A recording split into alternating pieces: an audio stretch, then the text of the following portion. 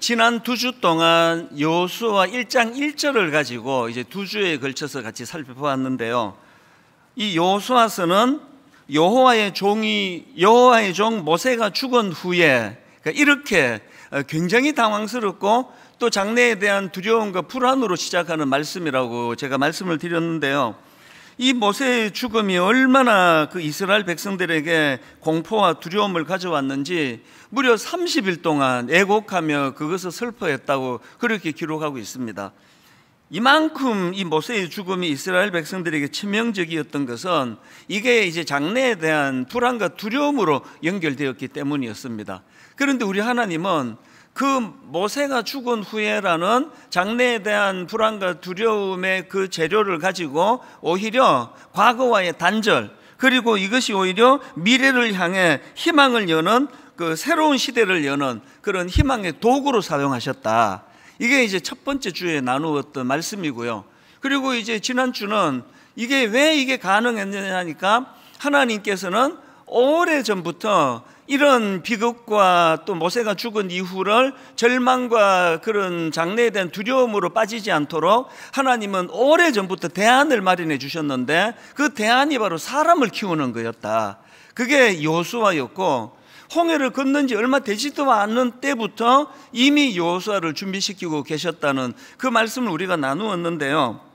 이런 말씀들을 우리가 같이 공부하면서 예수 믿는 사람 어떤 사람인가 하면은요, 이 큰 그림을 그리며 나가시는 그 하나님을 닮아가는 사람이에요. 그래서 저는 교역자들에게 종종 그런 부탁을 합니다. 우리에게 사용되면 안 되는 단어가 있다. 그게 일희일비 하는 거예요. 한번 설교하고 목사님 말씀 좋네요. 그럼 또 우쭐해지고, 또 한번 뭔 일로 또 좀 지적을 받으면 또 금방 다운이 되고, 그건 그 하나님의 성품을 닮은 사람이 아니에요. 더 큰 그림을 그려나가고 그 큰 그림으로 시야를 넓혀나가는 이런 그리스도인이 되어야 되는데요. 아쉽게도 이게 참 잘 안 됩니다. 왜 이렇게 큰 그림을 그리며 나가는 게 잘 안 되는가 하니까 우리에게 이 영적인 상상력이 부족해서 그렇습니다. 이 유진 피터슨 목사님이 쓴 책 중에서 다윗 현실에 뿌리 박은 영성, 이런 제목의 책이 있는데요. 저는 이 책에 나오는 한 대목을 지난 한 주 내내 묵상을 했습니다. 화면으로도 좀 띄워달라고 부탁을 해놨는데요. 내용을 한번 보십시오. 악에 의해 우리의 상상력이 지배당하고 우리의 사고방식이 좌우되며 우리의 반응이 결정되는 순간 우리는 선한 것과 참된 것과 아름다운 것을 볼 수 없게 된다. 딱 이게 오늘 우리 시대 얘기 아닙니까? 오늘 지금 이 시대가 무슨 드라마니 영화니 다큐멘터리니 이런 것들을 보면 막 너무 자극적이에요. 우리 젊은이들이 지금 이 짠 음식에 지금 중독이 돼가지고 그것도 보통 문제가 아닙니다. 그냥 이러면서 이제 그거를 먹거든요. 우리 집 애들을 보니까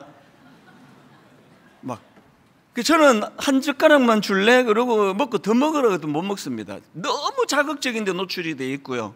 또 그런가 하면은 무슨 영화 이게 옛날로 치면 이게 상영 금지가 됐을 것 같아요. 게다가 이게 넷플릭스 같은 이런 이제 통제가 좀 덜한 미국에서 온 것들을 보면은 이게 너무 자극적이에요. 그래서 지금 여기서 유진 피터슨 목사님이 책에서 말하는 그 우리의 상상력이 지배를 당하는 거예요. 지금 책을 안 읽는 이 시대도 이 보통 문제가 아닙니다. 옛날에 지하철 타면요, 다 책을 다 읽었잖아요. 하다못해 책 안 갖고 온 사람은 무슨 신문이라도 사서 읽었는데 지금은 보면 전부 다 영상이에요. 저는 이제 목회하니까 사람에 관심이 많아서 쓱 다니면서 뭐 보는지를 봐요. 이렇게 쓱 이렇게 보면은 카톡도 많이 하고 드라마 많이 보고 스포츠 중계 많이 보고, 그거 조금 좀 줄이더라도 이거라도 좀 좋은 강의들이 사실 유튜브에 많거든요. 그런 좋은 강의를 좀 듣고 그 책을 읽어야 이 상상력이 키워져요. 우리 어릴 때 참 가난했지만 그런 동화책 같은 것도 저는 가난하니까 이제 과월호 그 중고 그 서점에 가가지고 이제 달진한 잡지를 이만큼 이제 사다 놓고 그거를 아껴서 읽고 했던 그런 기억이 다 상상력을 키우는 거거든요. 오늘 이 시대는요, 이 유진 피터슨이 쓴 책에서 말한 너무 지금 이런 정확한 표현입니다. 악에 의해 우리의 상상력이 지배당하고 우리의 사고방식이 좌우되며 우리의 반응이 결정되는 순간, 이게 왜 위험하냐? 우리는 선한 것과 참된 것과 아름다운 것을 볼 수 없게 되기 때문이에요. 지금 이 악에 의해 우리의 상상력이 지배당하는 게 왜 두려운가 하면은, 이게 굉장히 우리 내면으로는 자꾸 부정적인 생각을 쌓고요, 이 악한 상상력이 자꾸 들어오니까요. 이 모세가 죽었어요. 그러니까 지금 백성들이 하나님의 선한 상상력으로 이제 과거가 이제 단절이 되고 우리는 앞을 향해 나아간다, 우리 미래는 이렇다, 이 상상을 하지 못하고 이제 절망적인 상상, 이제 우리는 죽었다, 우리 끝났다, 이게 이제 본문에 나오는 그 상황 아닙니까? 이 악한 상상력으로 만들어내는 그 악한 그 열매들이 참 많습니다. 여러분들이 아시지만 민수기 13장에서 가나안을 정탐하고 온 12명 중에 10명의 그 정탐꾼들이 뭐라고 말합니까? 거기에 막 엄청나고 무기가 대단하고 막 거인이고, 그래서 우리는 스스로 보기에 메뚜기 같더라. 이게 상상력 아닙니까? 근데 이 악한 상상력이에요.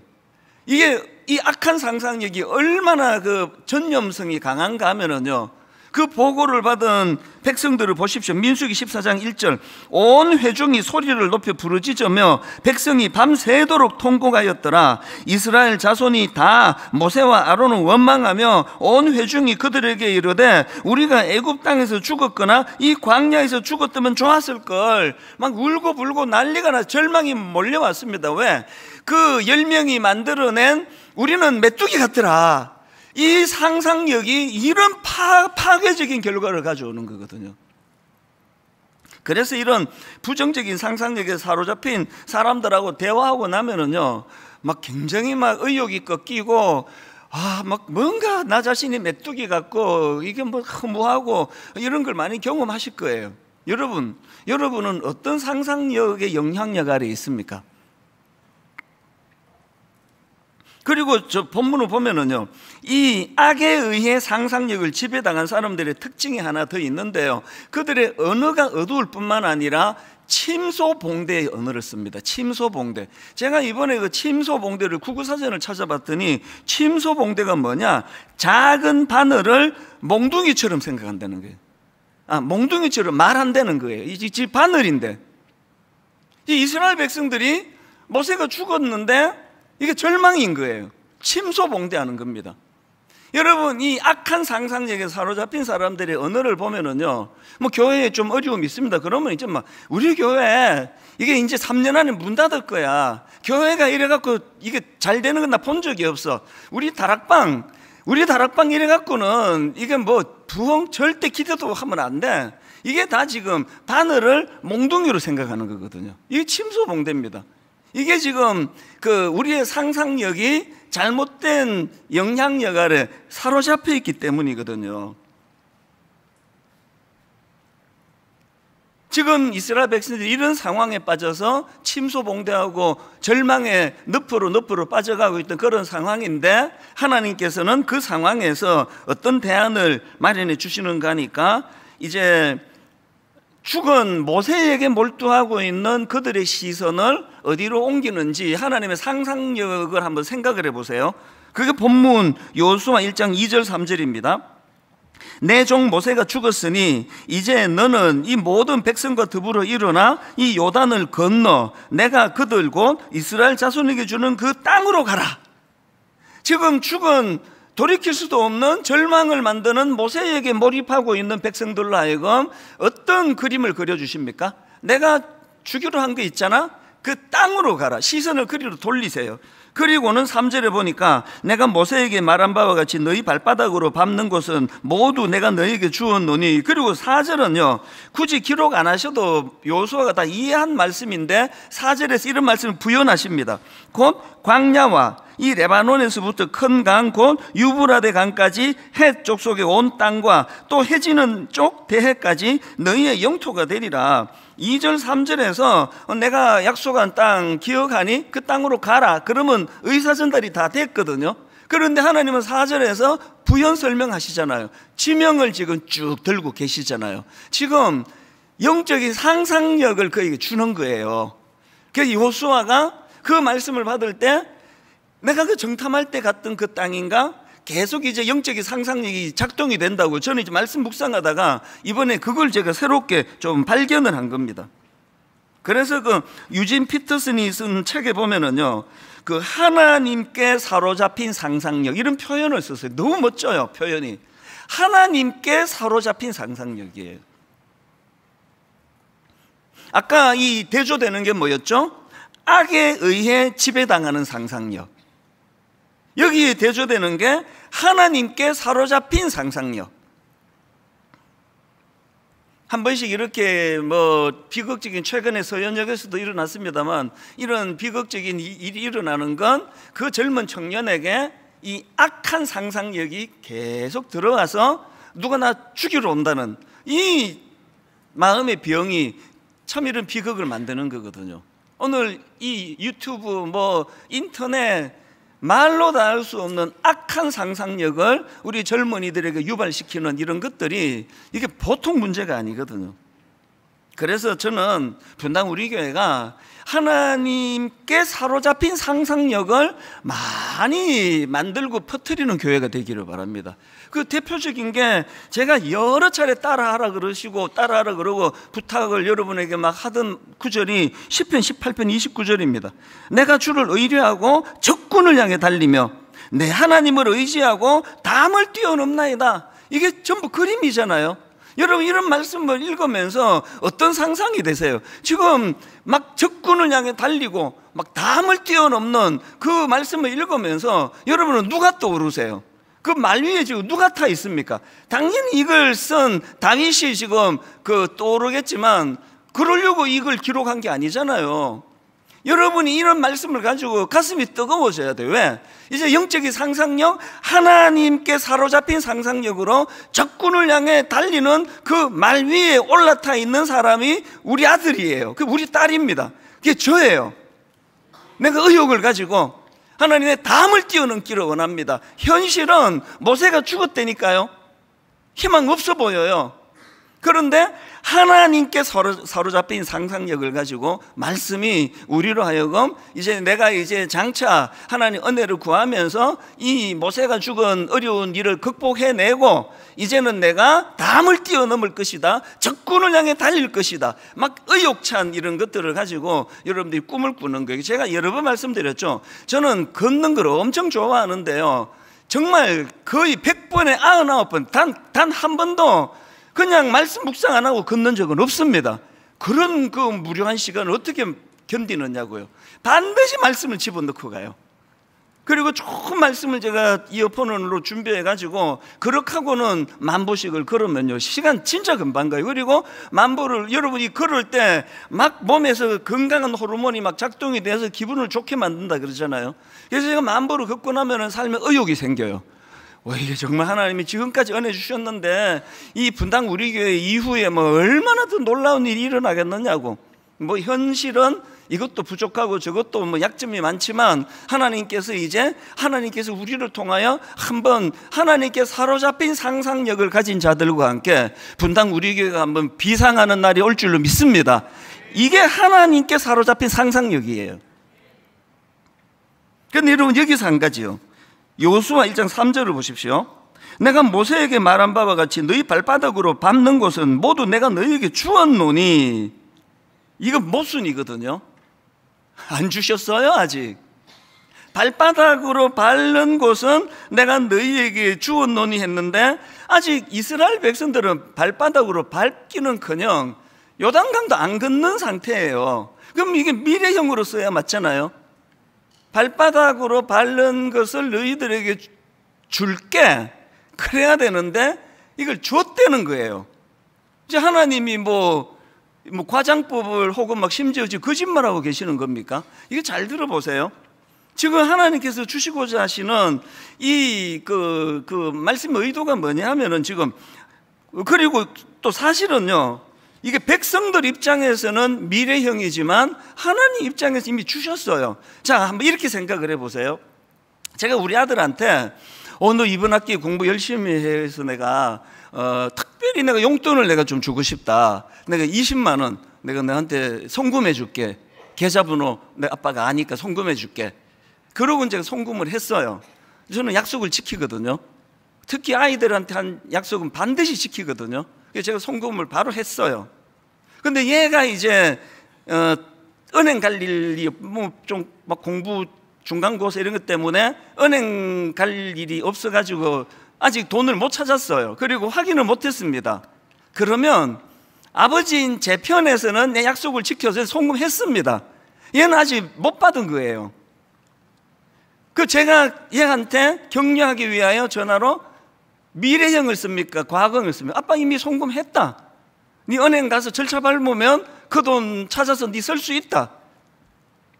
영적인 상상력은 뭔가 하면은요, 이제 이 애가 이제 막 돈이 다 떨어져 버렸는데 이제 현금이 없어요. 그래서 이제 점심을 굶었어. 얘가 막 온 지 친구들 다 밥 먹는데 얘는 가서 물 한잔하고 아이고 배고파라. 그럴 때 얘가 피곤합니까? 이제 나는 이제 뭐 소년 가장도 아니고 이게 뭐야? 점심 사 먹을 돈도 없네? 그거 피곤합니까? 그때 얘가 하는 게 영적인 상상력이에요. 내가 현금은 없지만 우리 아빠가 20만 원 송금해 주신다고 하면 우리 아빠는 약속을 지키시는 분이야. 지금 송금하셨어. 분명히 하셨을 거야. 여러분, 누가 영적인 상상력이 삶 속에 작동이 될까요? 믿음이 있는 사람이에요. 하나님의 약속을 지키시는 분이라고. 하나님은 아브라함 때부터 이 땅을 주시겠다고 약속하셨기 때문에 하나님은 약속을 지키시는 분이라는 것을 믿음이 작동되는 그 사람에게 나타나는 게 영적인 상상력이에요. 그래서 안달복달하지 않아요.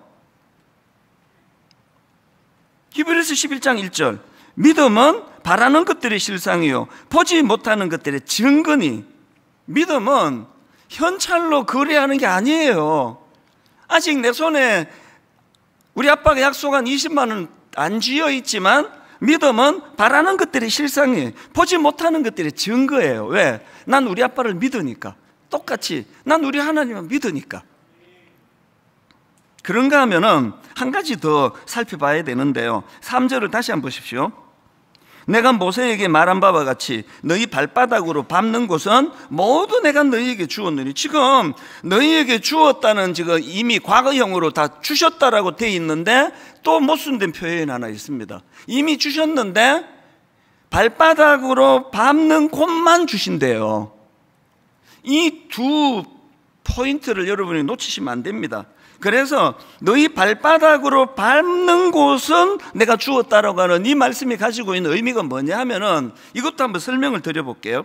여기 어떤 성도님이 이제 새벽에 나오셔가지고 새벽 기도 오셔가지고 막 뜨겁게 그날 유난히 기도가 터졌어요. 그래서 이제 막 주기도문을 가지고 일용할 양식을 주시기 원합니다. 일용할 양식을 주실 줄 믿습니다. 막 그렇게 간절히 기도했어요. 그리고는 이제 그날 하루 회사 쉬고 집에 가가지고 이제 들어누워서 기다려요. 내가 오늘 너무나 뜨겁게 기도했기 때문에 이제 곧 이제 택배로 쌀하고 갈비가 올 것이다. 또 자기 먹고 싶은 거 뭐. 그래서 이제 하나님께 내가 하나님은 이미 구하는 거 미리 주신다고 이미 과거형 썼기 때문에, 그래서 회사에 들어누워 집에 가서 회사도 안 가고 택배로 뭐 출처 불분명한 쌀과 갈비가 올 거라고 믿고 누워 있으면 그 사람은 반드시 그건 광신자예요. 그건 그 치료를 좀 받아야 되는 사람이에요. 반대죠. 완전 반대죠. 내가 오늘 일용할 양식을 주시기 원합니다. 일용할 양식을 주실 줄 믿습니다. 뜨겁게 기도한 사람은요, 집에 가서 집에 가지도 안 하고 바로 회사로 가요. 마음이 막 뜨거워요. 그러니까 하나님에 대한 기대감이 있기 때문에. 최근에 저는요 이런 말을 들었습니다. 잘 되는 카페 주인은 가만히 앉아있지를 않는다. 이게 완전 진리예요. 잘 되는 카페 주인은 가만히 앉아 있질 않는다. 막 잘 되는 이 카페 주인은요, 상상이 되잖아요.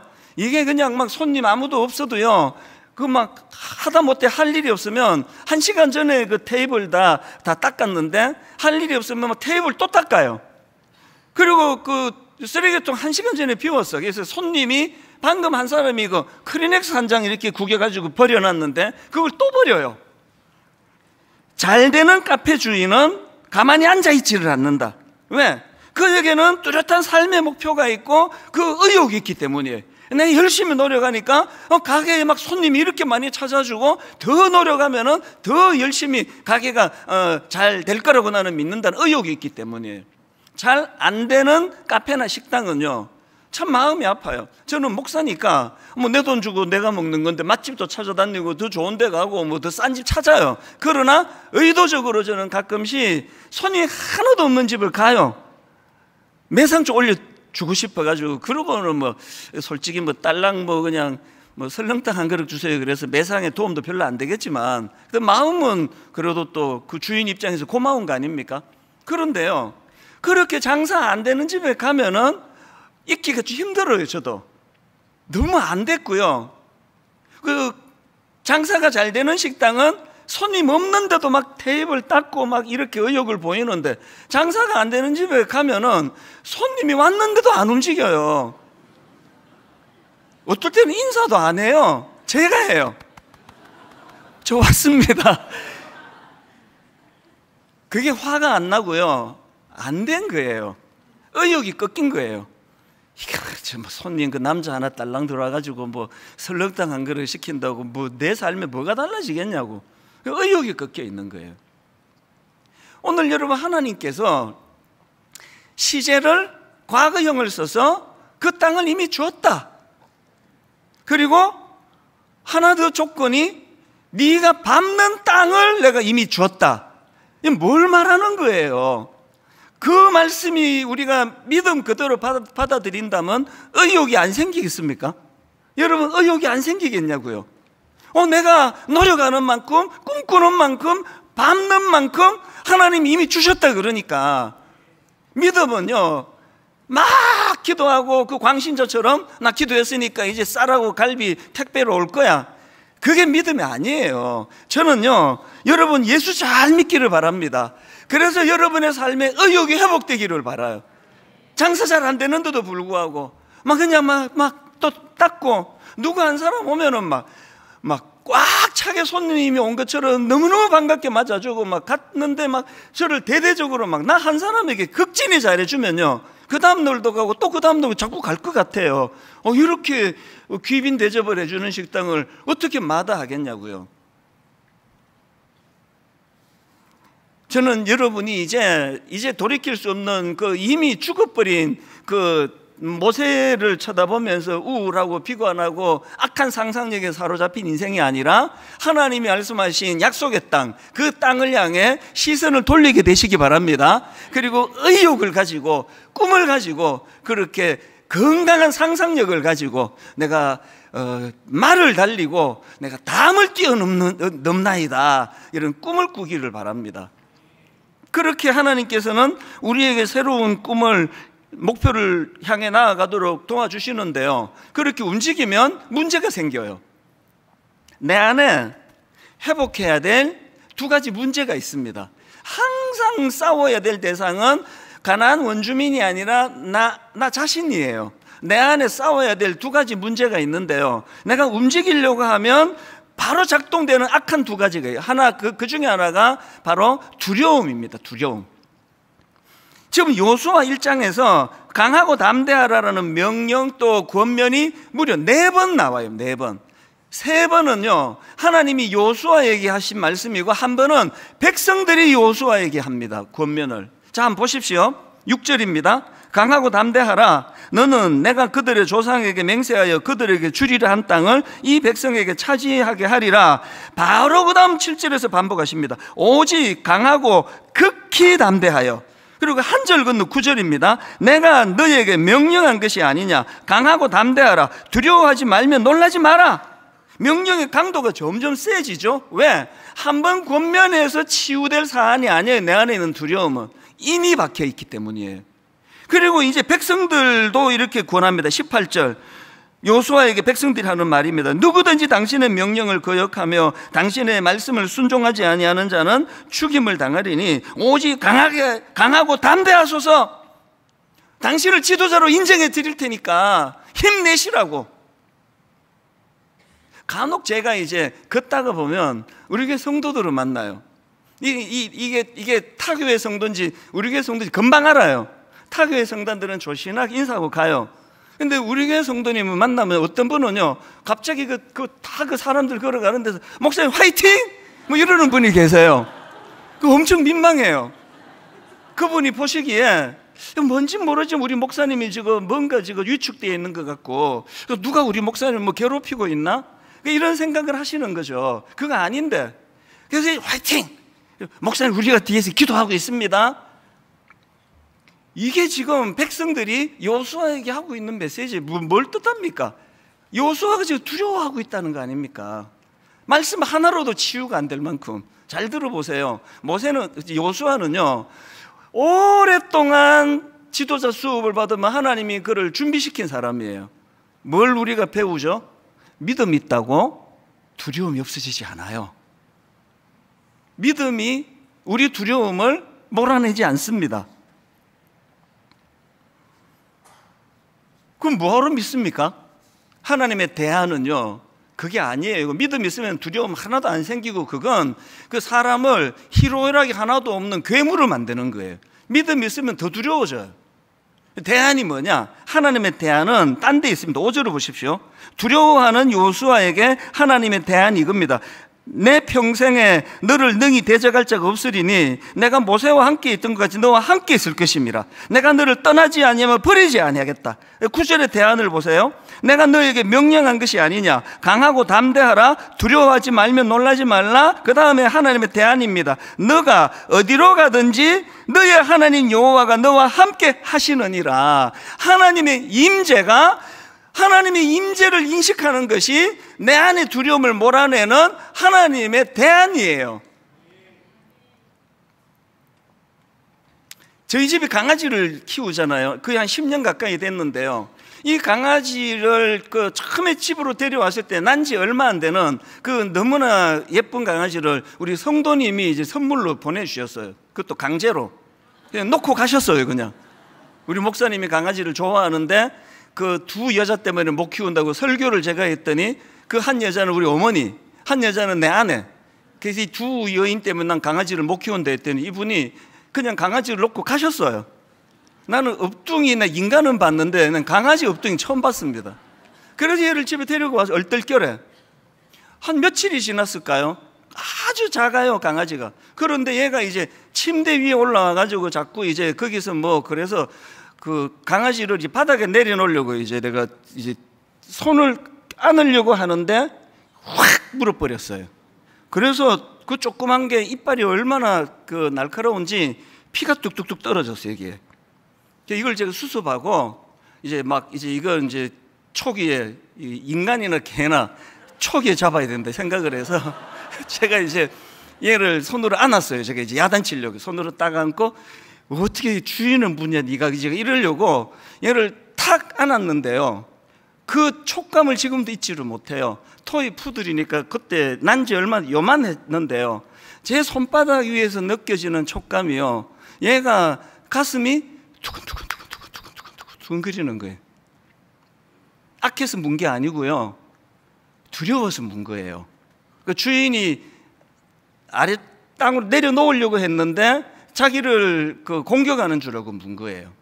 그 순간 잊지 못해요. 성도들이 이제 뒷담화하고 이찬수 목사가 저게 인간 그런 사람은 없지만 이찬수 목사가 저게 목회 왜 저 따위로 해? 이런 분이 만약에 계시다면 그건 원래 뒷담화는 또 본인 귀는 안 들어오니까 그건요 그분이 두려워서 그런 거예요. 옛날 교회에서 받은 상처가 있는데 이 교회에서 또 상처 받을까 봐. 지금도 우리 강아지는 거의 이제 나이로 치면 거의 저하고 비슷하대요. 이제 이게 수명을 재면은 거의 이제 60대 초반쯤 됐다 그러더라고요. 근데 얘는요, 손님이 오면 지금도 미친 듯이 짖어요. 막 짖고 막 또 뒤꿈치를 물라 그러고 그래요. 얘 생각에 이제 이 집에 어떤 그 악한이 이제 침입했다 생각하나 봐요. 막 짖어대는데 얘가 내가 보니까 왜 그렇게 짖어대니까 얘가 주인에 대한 불신이에요. 내가 감당할 수 없을 것 같으니까 막 짖어대는 거 아닙니까? 그래서 제가 이 설교를 준비하다가 얘가 이게 주인에 대한 믿음이 없어서 그런 걸 그래서 제가 다음부터 손님 왔는데 짖으면 내가 이렇게 꾸짖으려고 그래. 이 믿음이 없는 자. 왜 두려워하느냐? 우리 하나님 앞에 이게 우리 모습 아닌가요? 하나님이 다 지금 대안을 마련하시고 큰 그림을 그려나가시고 하시는데 막 안달복달하고 막 내가 두려워하고 이게 같은 정상 아닐까요? 여러분, 마태복음이요 어떻게 끝나는지 아십니까? 예수 그리스도의 나심으로 시작한 마태복음이 맨 마지막에 이렇게 끝납니다. 마태복음 28장 19절 20절입니다. 그러므로 너희는 가서 모든 민족을 제자로 삼아 아버지와 아들과 성령의 이름으로 세례를 베풀고 사명을 주시고는요, 그 다음 맨 마지막 20절입니다. 내가 너희에게 분부한 모든 것을 가르쳐 지키게 하라. 볼지어다, 강조하죠. 내가 세상 끝날까지 너희와 항상 함께 있으리라. 임재의 약속이에요. 여러분, 혼자 내버려 두지 않습니다. 그런가 하면 두 번째로 우리가 목표를 향해 나아갈 때에 해결해야 될 내면의 문제가 하나 더 있는데요, 치우침이에요. 인간은 치우쳐요. 본문 7절을 보십시오. 오직 강하고 극히 담대하여 나의 종 모세가 내게 명령한 그 율법을 다 지켜 행하고 우로나 좌로나 치우치지 말라. 그리하면 어디로 가든지 형통하리니. 우리 인간이 뭘 좀 움직이려 하면 두려움이라는 복병이 날 괴롭히고요, 또 하나가 난 똑바로 간다 생각했는데 치우쳐요. 차라리 안 간 것보다 못할 때가 많아요. 난 분명히 똑바로 가는데 인간은 치우쳐요. 제가 이제 다다음 주부터 특세잖아요. 특세 때마다 내가 떠오르는 혼자 미소가 지어지는 제가 그 기억이 있는데요. 이제 특세가 막 너무 은혜를 보통 저에게 먼저 주시기 때문에 특세 때는 거의 막 목 다 잠기고요. 막 소리 지르고 막 찬양하고 초창기인데 더 했습니다. 그렇게 하고 맨 마지막에 이제 합심으로 기도하자고 기도시켜 놓고 저도 이제 강단에서 이렇게 기도를 하거든요. 막 주님 앞에 기도하고 이제 얼마나 했는지 모르겠습니다. 기도가 끝나고 이제 성경책하고 내려가려고 보면은요, 진짜 웃겨요. 저는 지금 여기를 보고, 성도님 여기 앞에 계시니까 여기를 보고 기도했다고 생각하는데 이제 눈을 떠보면 제가 이렇게 있습니다. 막 열정적으로 이렇게 기도하다 보니까 이제 움직이는데, 계속 움직이는데 나도 모르게 이렇게 가고 있었던 거예요. 이거 좀 그렇게 한 적이 없거든요. 뭐 이건 다 눈치를 채셨지만 저는 왼손잡이잖아요.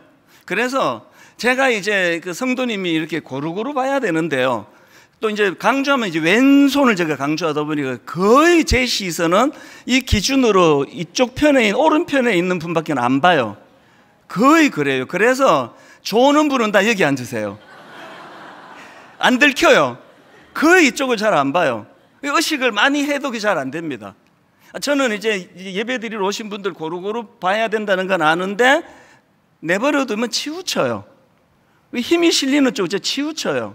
이게 인간입니다. 그래서 여러분, 뭐 이념의 문제는 말할 것도 없고요, 여러분은 이게 지금 똑바로 가고 있다고 생각하지만 그 믿으시면 안 돼요. 치우쳐요. 그러면 이제 이게 인간의 모습이란 말이죠. 그럼 어떻게 해야 되느냐? 이것도 하나님이 본문에서 그래서 치우치는 인간이기에 대안을 주세요. 그리고는 본문 8절입니다. 이 율법책을 내 입에서 떠나지 말게 하며 주야로 그것을 묵상하여 그 안에 기록된 대로 다 지켜 행하라. 치우치는 인간이기 때문에 네 감각을 의지하지 말고 말씀을 의지하라는 거예요. 이 말씀으로 너를 돌아보고 점검하고 교정하라는 거예요. 교회는요, 치우친 분들이 좀 많으세요. 중직자라고 예외가 아니에요. 그래서 분당 우리 교회 담임 목사가 좀 바쁜 게요, 우리 교회 성도만, 이쪽 자꾸 봐야지, 우리 교회 성도만 제가 목회하는 게 아니고요, 이제 그 젊은 목사님들이 좀 찾아오는 일이 많고 장로님도 한 번씩 찾아오세요. 들어보면 억장이 무너지는 이야기를 해요. 최근에도요, 미국에서 목회하는 목사님이 이제 막 이게 특별 휴가를 내서 한국에 오는데 막 한 번만 목사님 만나달라고, 여건이 잘 안 돼갖고 막 조절하고 했는데, 그래서 어떻게 안 만납니까? 만났더니 1시간을 그 교회에서 본인이 겪고 있는 아픔을 막 토로를 하는데 너무 힘들었습니다. 어떨 때 교회에서 쫓겨나신 목사님이 와요. 오셔갖고 너무너무 그 상한 마음을 토해내세요. 그러다 보니까 사실은 저도 좀 그런 두려움이 있습니다. 분당 우리 교회는 너무 건강하게 지금 가고 있지만 언제 인간이 치우쳐 돌변할지 모르는 게 교회이기 때문에 저는 항상 긴장해 있습니다. 어제예요. 이 두려움이 제게 어떻게 찾아왔는가 하니까, 여러분 그 어릴 때 그 이솝 우화 아시죠? 그 아들하고 아버지가 이제 당나귀를 시장에 팔려고, 그래서 이제 아들이 처음에 타고 갔어요. 그랬더니 동네 사람들이 막 온갖 욕을 다 합니다. 아들이 그 타고 간다고, 이거 이 불효막심한 놈, 어지 저런 불효막심한 놈 어디 있냐고 그래가지고 할 수 없이 아들이 내리고 아버지가 탔어요. 그랬더니 또 욕을 해요. 뭐라고 욕합니까? 저게 애비야, 저게 어린애를 걸리고 지가 타고 가네. 할 수 없이 그래가지고 어떡합니까? 그래서 이제 할 수 없이 둘 다 안 타고 그냥 당나귀를 걸려서 갔는데 또 욕을 해요.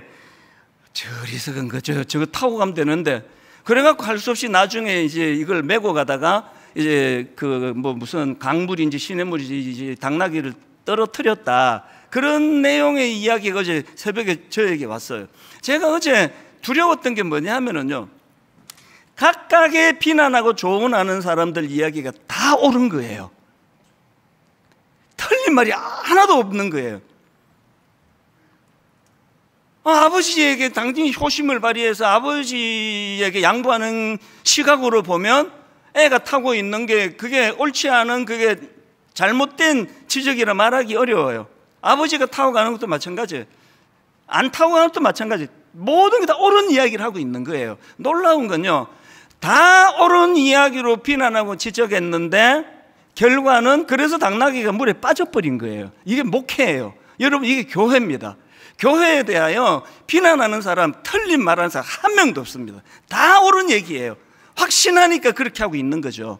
그런데 그것들이 모여서 교회가 분열이 되고 침체에 빠질 수 있다는, 이게 이제 잘못된 상상 얘기죠. 분당 운동에 아무 문제도 없는데 어제 그 마음이 저에게 고민으로 찾아온 거예요. 그래서 제가 이제 드림센터로 이제 아침에 걸어가면서 이게 굉장히 마음에 저에게 좀 그 고뇌였습니다.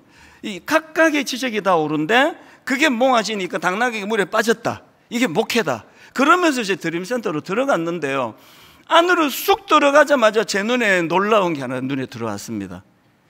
제가 이거를 몇 년 전에 크게 만들어 가지고 거기에 이제 안에 형광등 넣고 전기도 들어가 눈에 띄게 만들었던 게 있는데, 이게 뭐 좀 효율적이지 않은지 어느 날 이제 그 직원이 그 코드를 뽑고 그냥 엘리베이터에 구석진데 이렇게 놨더라고요. 그래서 이게 뭐 별로 효율적이지 않나 보다 그랬는데 어제 그게 눈에 확 들어왔는데, 그게 이거예요. 이걸 제가 이 구절을 넣어갖고 그걸 좀 만들어 달라고 부탁을 한 거거든요. 그게 이겁니다. 히브리서 12장 2절을 넣었어요. 믿음의 주요 또 온전케 하시는 이인 예수를 바라보자. 어제 제가 그리로 쑥 아침에 가는데 그 이솝 우화도 생각나고 억장이 무너져 저한테 찾아와 울면서 하소연하는 목사님도 떠오르고 장로님도 떠오르고 하는데, 사안은 서로가 다 내가 맞다고 이야기하는데 당나귀는 물에 빠지는 그 현상을 어떻게 하면 피할 수 있느냐 했더니 온전케 하시는 이인 예수를 바라보는 거예요. 예수님이 우리 인생에, 예수님이 이 교회의 중심에 서 계시고 그분을 설명하고 있는 성경 말씀이 우리 삶의 중심이 되게 하는 겁니다. 여러분, 이제 그 믿음의 주요 또 온전케 하시는 이인 예수를 바라보자, 이건요 드림센터에다가 이미 2군데다가 형광등 하나씩 넣어가지고 했고요, 예배 드리러 오실 때도 그걸 볼 수 있도록 하여튼 어떻게든 만들려고 그래요. 한번 따라해 보시기 원합니다. 믿음의 주요 또 온전하게 하시는 이인 예수를 바라보자. 예수를 바라보자. 우리의 중심이, 여러분, 우리 믿으면 안 돼요. 치우치는 게 인간이에요. 나 지금 분명히 지금 앞을 보고 막 그렇게 뜨겁게 기도했다 생각했는데 눈 떠 보니까 이렇게 하고 있는 게 그게 인간의 감각이에요. 난 믿으면 안 돼요. 성경을 내 삶의 중심에다 두고, 성경은 예수님을 소개하는 책이잖아요.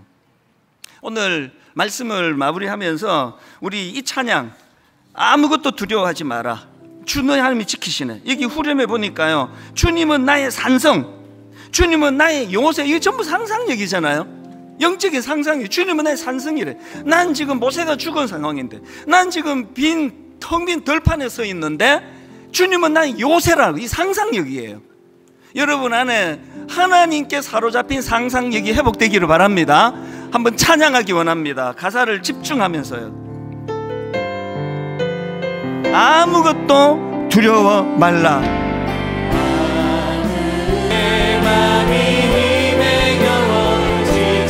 주님 나를 지켜주시네.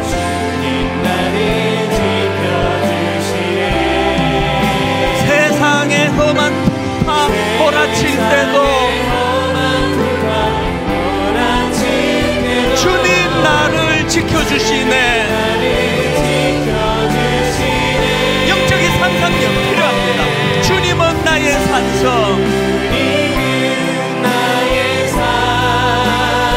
주님은 나의 요새,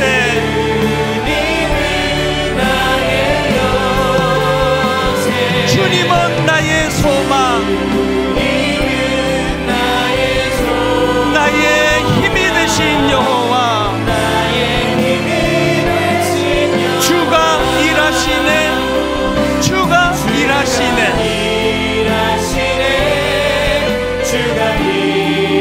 주께 아끼지 않는 자에게 주가 일하시네, 주가 일하시네. 신뢰하며 걷는 자에게 날이 저물어 갈 때, 빈들에서 걸을 때, 모세가 죽은 후에 그때가 하나님의 때, 내 힘으로 안 될 때, 빈손으로 걸을 때, 모세가 죽은 후에 내가 고백해 여호와 이래. 주가 일하시네, 주가 일하시네. 주께 아끼지 않는 자에게 주가 일하시네, 주가 일하시네. 신뢰하며 걷는 자에게, 우리 모인 이곳에 하나님의 임재, 주님 함께 계시네. 누리네 아버지 은혜. 적은 떡과 물고기, 내 모든 것 드릴 때 모두 고백해 여호와 이래. 하나님의 임재하심을 사모합니다. 주가 일하시네, 주가 일하시네. 주께 아끼지 않는 자에게 주가 일하시네, 주가 일하시네. 신뢰하며 걷는 자에게, 우리 다 자리에서 일어나셔서 한 번 더 고백합니다. 주가 일하시네, 주가 일하시네, 주가 일하시네. 주께 아끼지 않는 자에게 주가 일하시네, 주가 일하시네. 신뢰하며 걷는 자에게, 신뢰하며 걷는 자에게